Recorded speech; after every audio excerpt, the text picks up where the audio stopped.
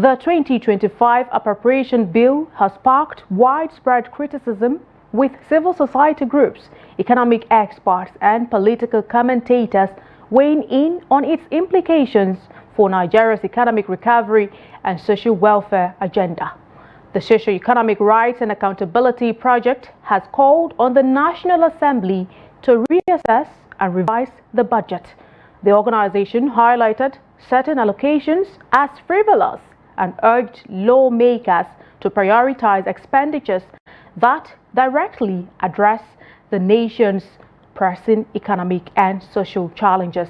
Critics argue that some budgetary provisions appear excessive and out of touch with the hardships faced by many Nigerians, raising concerns about the government's commitment to economic recovery and improved welfare for its citizens.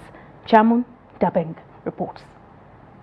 President Bola Ahmed Tinubu recently presented a proposed budget of 49.7 trillion naira to the Senate.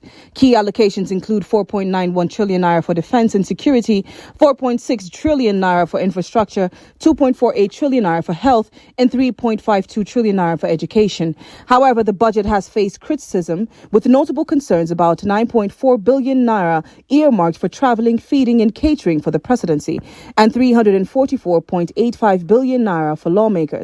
Expenses many Nigerians have labeled as extravagant.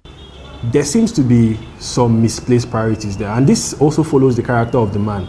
He's always been, he's always had this largesse, and we also saw that in the convoys. People moving around with convoys of 100 cars, costing hundreds of millions of naira per trip. And sadly, this may be the only time Nigerians get to interact with their leaders in these very difficult and very extravagant convoys, extravagant spendings. There's no reason why we should have 9 billion naira on travel expenses, on all of these perks for government officials. The proposed budget is built on several key economic assumptions: a revenue target of 36.36 trillion naira, an inflation rate reduced to 15.75%, an exchange rate of 1,500 naira to the dollar, oil production of 2.06 million barrels per day, a crude oil price of $70 per barrel, and a budget deficit of 13.39 trillion naira. Analysts, however, question the feasibility of these projections, especially in the context of current economic realities. I honestly don't think it is achievable, because one of the major causes of inflation is excess government spending, right? When there's so much money being spent on things that really don't chase a lot of value, inflation happens. Now, you might think that if you shrink, the forex market and try to squeeze out the dollar, you might feel like, you may be reducing inflation because we're an import-dependent economy. But if you float too much of the naira into the same markets by spending on things we actually don't need, the economics will play out on its own, right? There will be much more money chasing too few things. I do not think the 15% inflation is realizable.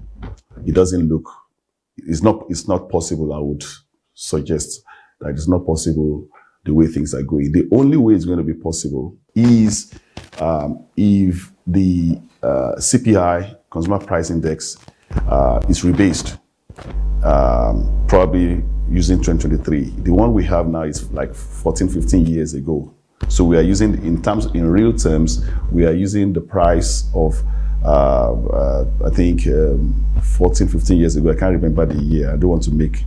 So we are still using that price as a standard that we are comparing this with. Former Vice President Atiku Abubakar has also criticized the proposed budget, arguing that it lacks the structural and fiscal discipline needed to tackle Nigeria's complex economic challenges. Chamun Dabeng, Trust TV News, Abuja.